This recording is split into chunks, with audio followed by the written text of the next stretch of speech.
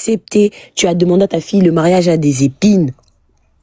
Le mariage, c'est compliqué. Ma fille, il faut supporter. Ah. Aujourd'hui, regardez. Regardez. Imaginez l'état de cette maman à l'instant T. Dans quelle position elle doit être? Comment cette maman est à l'instant même en train d'imaginer son enfant 4 pieds sous tombe? Le dépouille de sa fille a pris depuis qu'elle est morte du 12. En fait, pasteur Marcelo, maman Blanche si maman Blanche n'était pas morte et qu'elle est partie vivante, il faut nous dire. Parce que j'ai jamais vu une personne qui n'était pas malade, une femme qui est partie soi-disant se faire opérer, et en 5 jours, une personne Bokundié. Ceux qui me disent ce que je dois faire de me protéger, et retenez bien que c'est pas pasteur Marcelo qui fait la vie de quelqu'un. C'est pas pasteur Marcelo. Moi, si je disparais en France, certains sont dans la merde. Je ne suis pas citoyenne congolaise. Si je disparais, c'est votre dos. Et comme caca. Ce qui, Marcelo, a trop élombé que je disparaisse. Parce qu'arrière n'est Covid. Ah, en France. Yo, Siminga. Hein? Ok. D'accord. Allons. Niao. Oui, bébé. Bonjour à tous. Bonjour, Chili.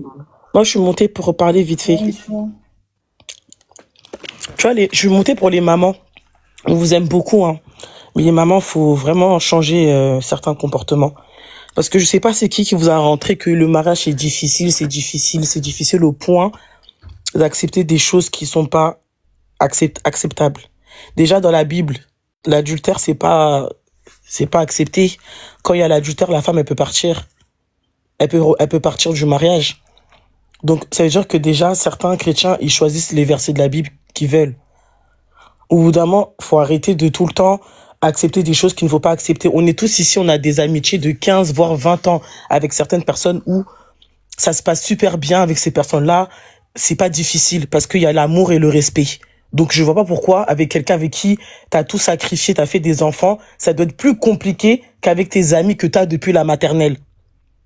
Parce que la finalité, si on remarque bien le FC Kangamotema de la RDC, c'est abusé. Parce que là, on parle de maman blanche, mais il y a d'autres femmes, ça se trouve qu'il y a d'autres mamans pasteurs qui sont dans ça, ça se trouve qu'il y a d'autres enfants qui sont dans ça. On connaît beaucoup de mamans ou même de jeunes filles qui ont envie de divorcer, mais par rapport aux mamans, comment elles les éduquent, elles restent dans un truc. C'est-à-dire que soit elles meurent de leur vivant. Elles restent là, elles font rien, pas de projet, elles sont à la maison, elles font rien à part s'occuper des enfants parce que leur maman dit que c'est ça le mariage. Le mariage, c'est pas ça. Je sais pas c'est qui vous a rentré ça. C'est pas ça le mariage. Ça, c'est la mentalité des pauvres. Le mariage, c'est pas ça. Ton mari, c'est censé être ta béquille, c'est pas censé être ton fardeau. C'est-à-dire que si vous avez des filles, ne leur mettez pas ce genre d'éducation dans la tête. Le mariage, c'est censé être ça. Non. Le mariage, c'est pas ça parce que une personne qui t'aime, elle est pas censée te faire du mal. Donc, si tu commences le mariage, ça peut être compliqué. Pourquoi? Si vous avez des problèmes pour payer vos factures, des épreuves de la vie que vous allez partager ensemble. Mais si les épreuves, c'est à cause de ton mari ou de ta femme, c'est pas ça le mariage.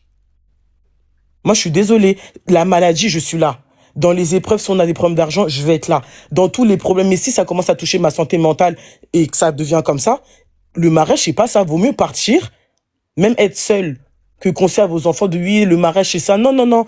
Arrêtez, les mamans. Franchement, parce qu'au final, vous allez ramener beaucoup d'enfants au cimetière sans vous en rendre compte. Cette mentalité, il faut qu'elle change, que oui, le mariage, c'est comme si, non. Encore ta fille, elle vient de voir, oui, on s'est embrouillé parce qu'il n'a pas nettoyé la vaisselle. Oui, tu vas dire, non, c'est comme si, c'est comme ça. Mais on entend tout le temps des histoires. Oui, il y a eu des femmes. Ta fille, elle vient de voir, elle te dit que elle a vu son mari avec plusieurs femmes. Oui, il faut accepter, c'est comme ça. Il va revenir à toi, c'est toi la mère à palais et tout. Non, faut arrêter d'avoir ces conseils-là. Parce que déjà, quand vous acceptez ça, vous savez même pas que vous pouvez mettre votre fille en danger. Imagine maintenant, le mari revient avec des maladies. Tu apprends ta fille, oh, elle a attrapé cette maladie, elle a eu le VIH. Pourquoi? Parce que tu l'as autorisé à rester dans un mariage où c'est normal l'adultère. Faut changer les mentalités, hein. Franchement, parce que c'est ça qui m'énerve. Parce que là, quand on tourne en rond, là, depuis dans cette histoire, on voit bien que maman Blanche, pardon, elle a pas été protégée comme il faut, hein. Pas parce que ta fille, tu la maries, que vous avez mangé la dot, qu'elle appartient à son mari totalement. Faut toujours être derrière pour vérifier si ta fille, mentalement, elle va bien. Parce que là, pour arriver au stade où on sait même pas elle était dans quel hôpital, on sait même pas elle est décédée à quelle heure, c'est très grave. Au final, il vous a montré que c'est pas votre, elle vous appartient pas. Et lui-même, il montre que elle ne l'appartient pas, il a enlevé le nom de famille. N'oubliez pas que ton enfant qui sort de ton ventre, là, c'est ton enfant. Tu dois protéger ton enfant, même si elle va se marier, ça reste ton sang. Parce que là, regarde, au final, on est là, on sait même pas la femme, elle est décédée dans quel hôpital. On sait même pas, il y a eu complicité, on sait rien du tout.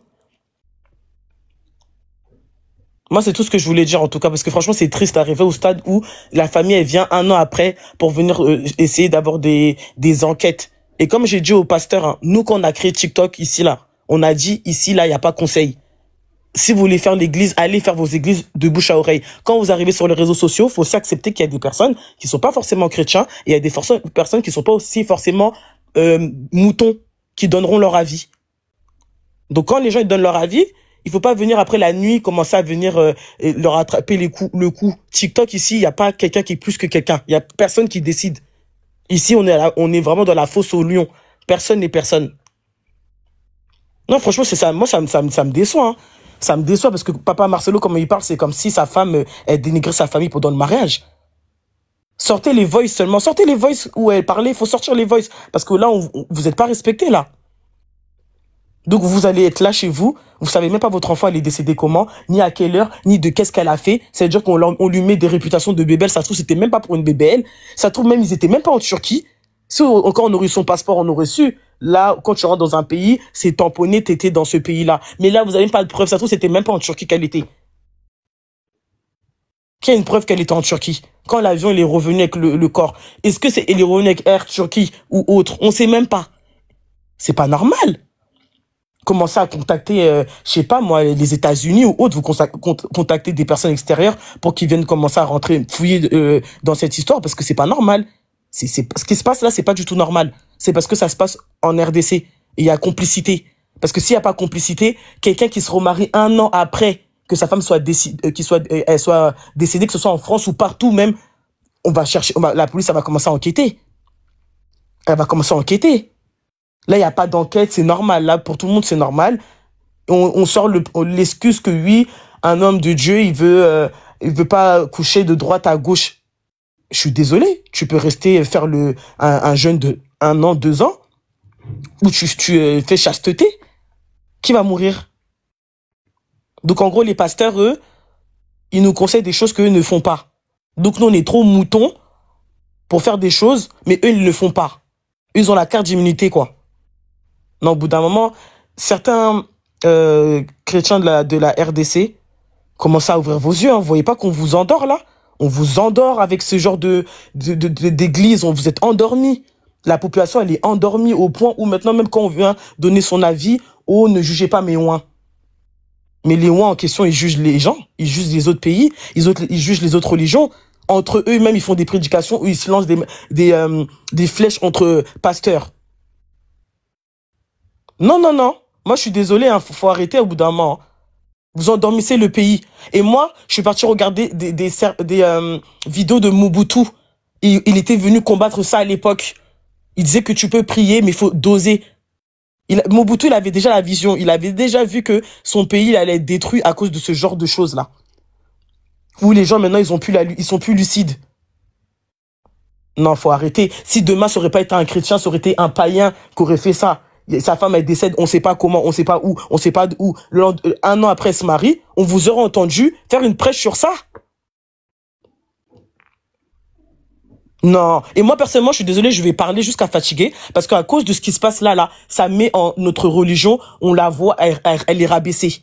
Notre religion, à cause de ce qui se passe. Oui, ma sœur, t'as des raisons à parler, aux Voilà. vraiment, Billy, bravo. Et boyo ki bino nyonso ici, ba maman vraiment, s'il vous plaît, botika ba makambo, kanga mutema, c'est pas bien, bala bazo kufa, ba mariage, parce qu'il y a kanga mutema. Avec mon autre, le même compte, mais avec un autre téléphone. Parce que je dois faire des vidéos là-dessus. Ok, Comme Chiki a dit, awa conseil zalate. Ici, on a compris qu'il faut tout s'exprimer, tout le bas, oh, ils ont un taxe, na biso, tout ligne, va conseil, ici, il n'y a pas de conseil, papa Marcelo. Tout le bas, les camboudengue, zali, polele, pembe, pembe. Donc, je veux pas comment, au cas de ma loba, ou comment tu sur bas, jeton, là, Instagram, na yo, et parle pas, c'est bien, vous autres, panza, ba famille. Vous autres, panza, ba famille, vous autres, jugez tout le monde. Vous jugez tout le monde, ba pasteur, mais vous ligne, surtout le bas. Oh, ya binoté, oh, ne touche pas mes ouins, ne touche pas mes ouins. Mais ouais, bisous, quand aux abanana, bisous, tu as bananzambe, t'es qu'à bino, mon connu, aux alabananzambe. C'est pas gentil, ça, sous bien, t'es au fond, sous, on veut plus, tu lingues sous ma camboté, tu lingues sous thé. Maman, 5 étoiles, bonjour. Oui, bonjour, bonjour la famille, bonjour le panel. Je vais rebondir sur ce que disait Chikili et sur les dernières paroles de Zara. En fait, moi, premièrement, je veux dire, c'est un peu notre faute à nous. Si aujourd'hui les pasteurs nous prennent pour des moutons, parce qu'ils ont compris, la tradition africaine, c'est une tradition orale. C'est-à-dire que, bisognos tokola na ba histoire racontée.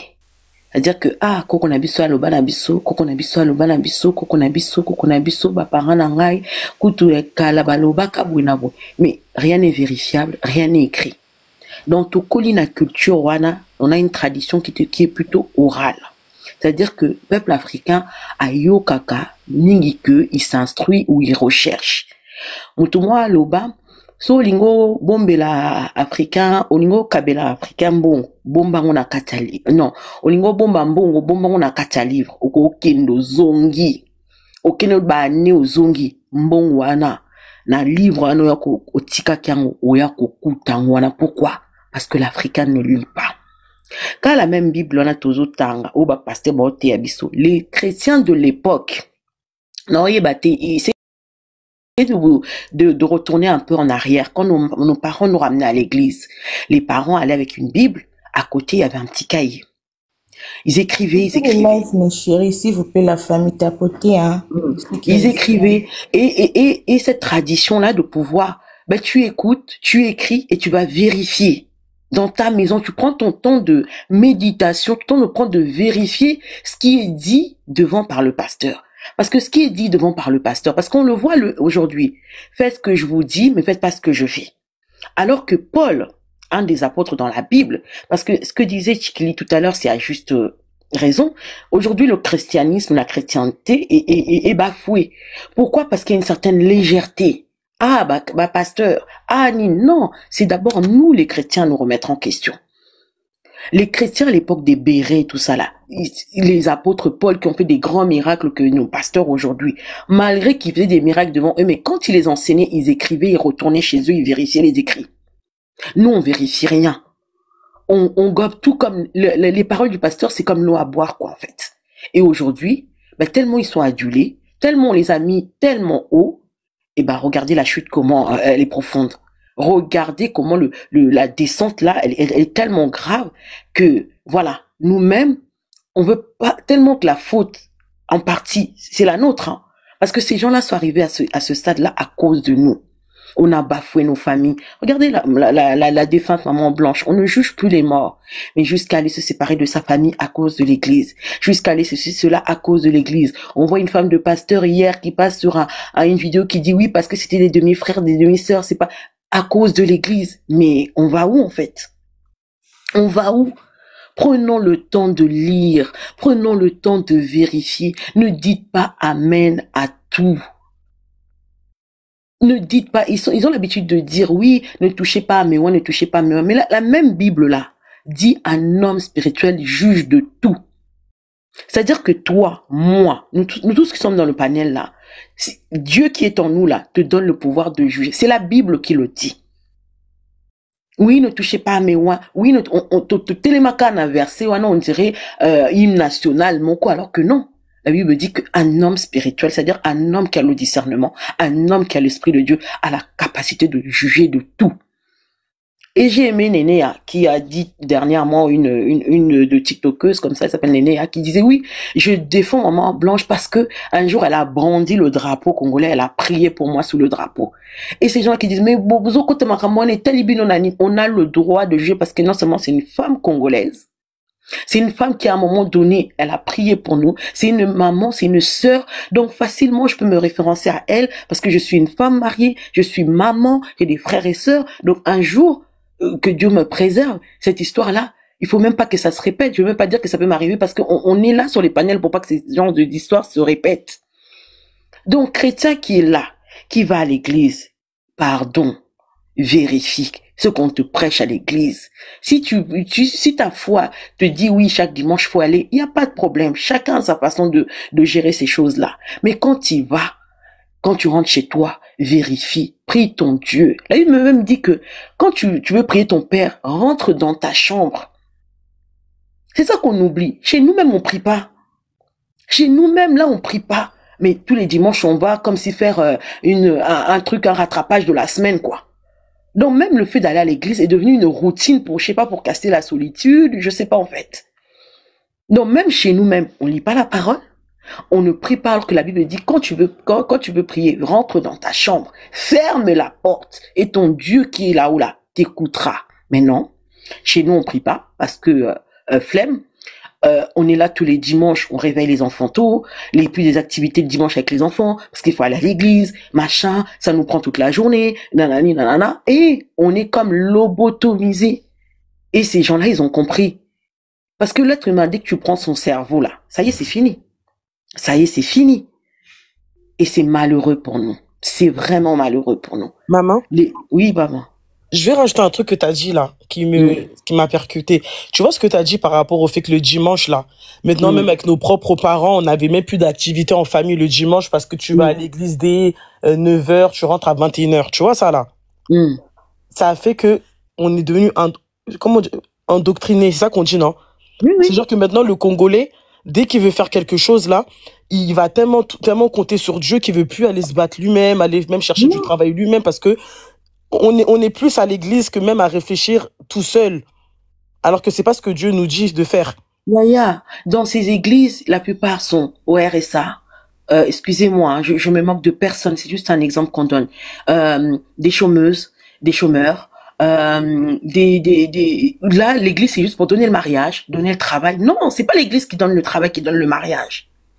Va faire ta formation, cherche un diplôme, sors, va boire un café dans un bar, je sais pas, dans un café. Peut-être que là, tu vas rencontrer quelqu'un. Oui, c'est vrai, aujourd'hui, peu importe le lieu, on peut retrouver l'amour, on peut trouver l'amour. Mais on est tellement là, lobotomisé en fait. Donc même pour tout, il faut que je prie. Non, va d'abord faire ta formation, essaie de trouver un petit diplôme, recherche les offres d'emploi et associe Dieu à ta recherche. C'est là que Dieu agit. Mais là, on laisse tout là, même le Congo. Ils sont là, tous les grands pasteurs sont en train de construire les temples. Je sais pas si vous êtes parti dernièrement à Kin. J'ai honte de mon pays, c'est tellement sale. Il y a un nuage épais comme ça là, qui, même le soleil, il fait que frapper, mais la beauté du ciel bleu là qu'on voit en Afrique, il faut qu'il y ait un ciel et tout ça là pour pouvoir voir un ciel dégagé. Mais à Kin, même la capitale, il y a un nuage comment on appelle, de pollution là, parce que la ville est tellement sale.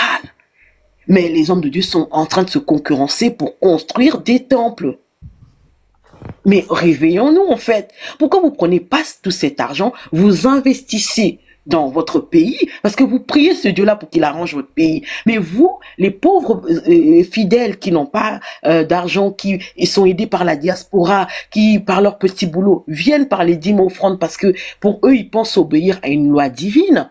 Vous, tout ce que vous voulez, c'est construire des temples au lieu d'arranger leur quotidien, en fait. Et tout ça parce qu'on ne lit pas, on ne vérifie pas les écrits.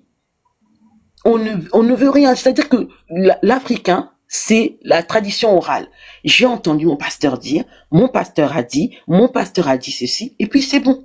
Donc c'est vraiment dommage. Et aujourd'hui, on est là à pleurer maman blanche. Cette femme-là, je l'ai jamais vue, de près ou de loin, qu'à la télé. Mais sa mort nous a tous troublés, à un niveau où